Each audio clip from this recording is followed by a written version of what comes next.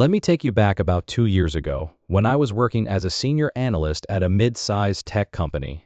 I liked the job, the pay was decent, the benefits were solid, and the work was challenging in a good way. But there was one major problem. My boss, we'll call him Rick. Rick wasn't the kind of boss who yells or throws things. He was worse. He smiled while undermining you. He took credit for your ideas. He forgot to invite you to meetings you organized. A true corporate snake in a suit. I tried to brush it off at first. Maybe I was overthinking it. But then it got obvious.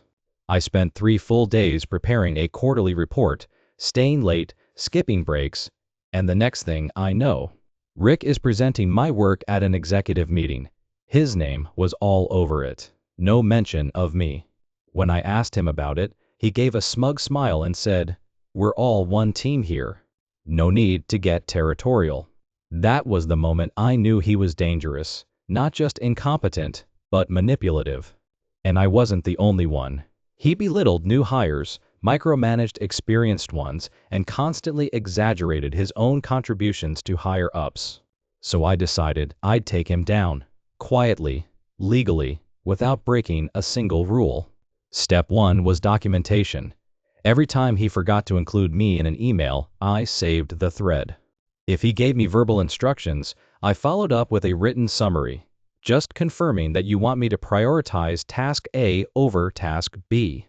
I created a folder and backed up everything. I didn't tell anyone. Step 2 was pattern building. I started casually collecting similar stories from coworkers. I didn't prompt or lead them, I just paid attention. Things like, Rick made me redo the entire project, then submitted my first draft as his own. I kept track of dates and names, not to use against anyone else, but to create a bigger picture. Step 3 was setting the trap. Our company had a 360 review system.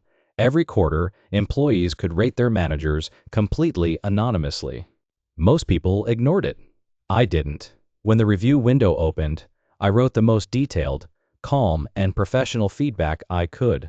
I included exact dates, quotes, and outcomes, all supported by my email archive. No insults, no rants, just facts. Bulletproof. Then, I quietly encouraged a few trusted coworkers to do the same. No drama, just truth, written well. 2 months later, HR launched an internal audit. Apparently, the feedback from our team raised red flags. They started doing interviews. One day, they called me in and asked if I'd experienced issues with Rick. I said yes, and that I had documentation if they'd like to see it. Their eyes lit up. I sent them a PDF with everything, emails, meeting notes, timestamps, and examples, all showing how Rick manipulated the system and stole credit for his team's work. A few weeks later, Rick was called into a special meeting. He came out pale. Then he went on personal leave. 3 weeks later, we got a company-wide email. Rick will no longer be with the company. We wish him the best. That was it. Quiet and clean. The best part?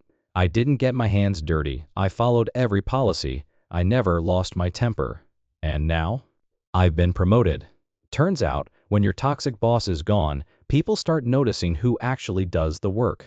Sometimes the best revenge is silent. You don't need to break rules, just learn how to play by them better than the person trying to exploit them. Keep calm, document everything. And when the time is right, let the truth do the damage for you.